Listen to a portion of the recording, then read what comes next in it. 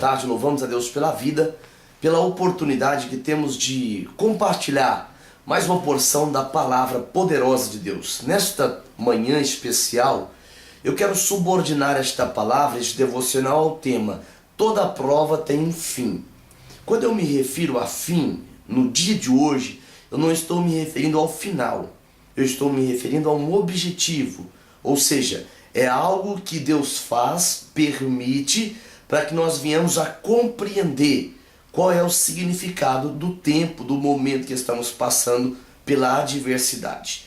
Há alguns dias uma pessoa passando uma grande luta me disse: por que Deus faz isso comigo?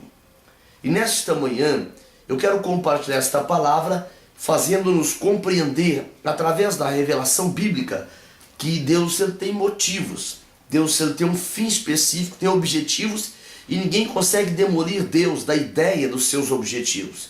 O próprio Jó, depois que ele tem uma experiência, uma vivência com Deus, lá no capítulo 42, o versículo 2, ele diz: nenhum dos teus pensamentos podem ser jamais impedidos. Ninguém consegue manipular Deus, ninguém consegue monitorar Deus, porque se o homem se levantar para tal, ele falha até no pensamento. Deus, ele é inescrutável. É por isso que através da Bíblia nós aprendemos uma parte muito pequena ainda da grandiosidade que é Deus. Livro de Deuteronômio, capítulo 8, versículo 11 ao 16 diz: guarda-te, não te esqueças do Senhor teu Deus, não cumprindo os seus mandamentos, os seus juízos e os seus estatutos que hoje te ordeno, para não suceder que depois de teres comido e estiveres farto, depois de haveres edificado boas casas e morado nelas, depois de se multiplicar os teus gados e os teus rebanhos, e se aumentar a tua prata e o teu ouro, e ser abundante tudo quanto tens, se eleve o teu coração e te esqueças do Senhor teu Deus, que te tirou da terra do Egito, da casa de servidão, que te conduziu por aquele grande e terrível deserto, de serpentes abrasadoras, de escorpiões e de secura, em que não havia água, e te fez sair água da pederneira, que no deserto te sustentou com maná que teus pais não conheciam, para te humilhar e para te provar, e afinal, o objetivo, te fazer bem. A prova que Deus permite o crente passar não é para poder aniquilá-lo como pessoa. A prova que o crente passa, quando Deus permite, eu não estou me referindo aqui a preço. Eu não estou me referindo a preço, estou me referindo a prova. O preço que alguém paga pela desobediência, isso não é uma prova. Isso é aquilo que o próprio Osés diz: quem semeia vento vai colher tormenta.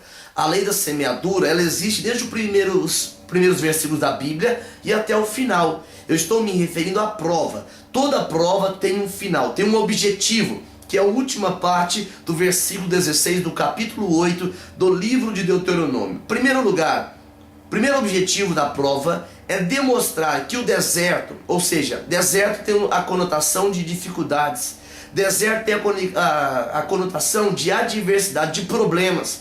Em primeiro lugar, a prova demonstra que o deserto, ou seja, a circunstância, não é o fim. A circunstância, ela é um meio. A circunstância é um instrumento para que as pessoas possam compreender o objetivo pela qual Deus as está provando. Quando eu penso sobre deserto, deserto é lugar de privações, deserto é lugar de medo, deserto é lugar de adversidade, deserto é lugar de problemas. Então, quando nós aprendemos da palavra que toda prova tem um objetivo, ou seja, toda prova tem um fim, Deus usa o deserto como meio. Tem pessoas que o deserto deles chama desemprego, outros o deserto chama enfermidades, outro o deserto deles chama incredulidade, mas em todos esses desertos, independente do nome que nós colocamos de uma forma conotativa, entendemos que neste deserto Deus trabalha como uma forma especial. Em segundo lugar, quando estamos no deserto, Deus ele se responsabiliza em trazer à nossa vida um cuidado especial. Quando estamos passando pelo deserto, quando estamos passando pela prova, é quase que natural que nós tenhamos ansiedade. É quase normal nós vivemos apreensivos, porque não sabemos qual é o resultado final.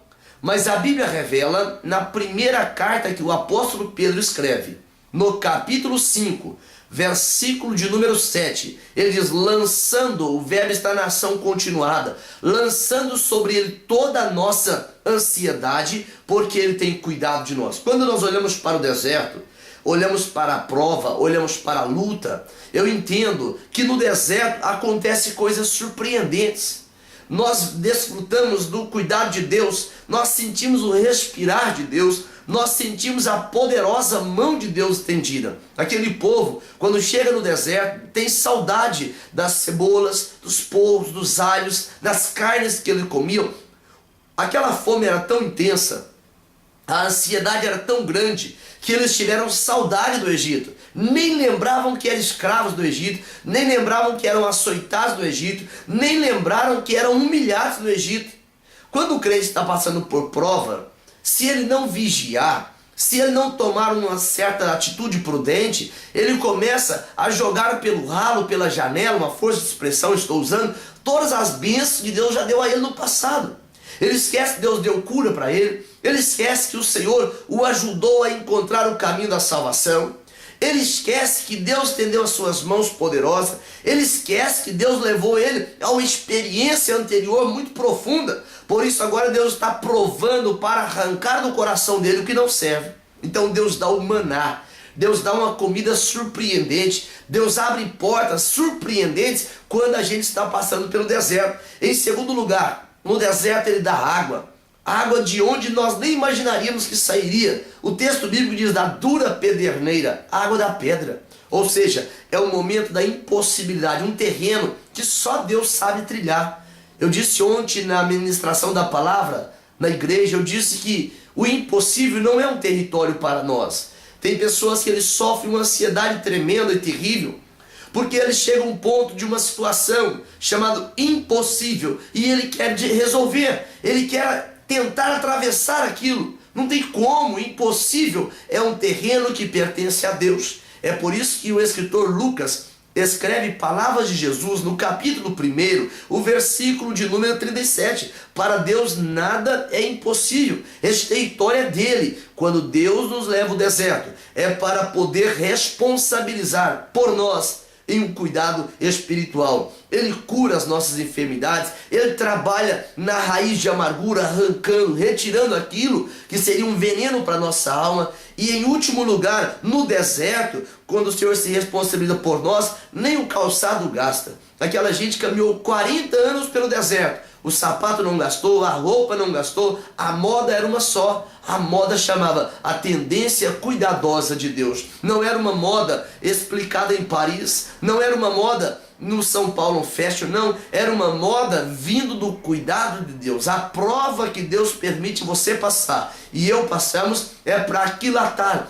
o caráter de Cristo na nossa vida. E em terceiro lugar, a razão, o fim, o objetivo pelo qual Deus permite uma prova na nossa vida é para extrair as coisas más do nosso coração. Quando nós olhamos para o capítulo 8 do texto de Deuteronômio, ele diz, olha, você vai se recordar por todo o caminho que o Senhor te guiou no deserto para te humilhar, para te provar, para saber o que estava no teu coração e para ver se guardaria ou não os seus mandamentos. O momento da prova, o Senhor, ele tenta extrair em nós, ele trabalha para isso, para que nós venhamos amá-lo não por aquilo que ele pode nos dar, não é pelo ter, é pelo ser. E é por essa razão que o Senhor usa esta ferramenta chamada humilhação. Mas o irmão Tiago, no capítulo 4 e o versículo 10 do seu livro, ele diz, humilhai-vos debaixo da potente mão de Deus, porque ao seu tempo ele vos exaltará, ou o Senhor te exaltará. É o Senhor que exalta.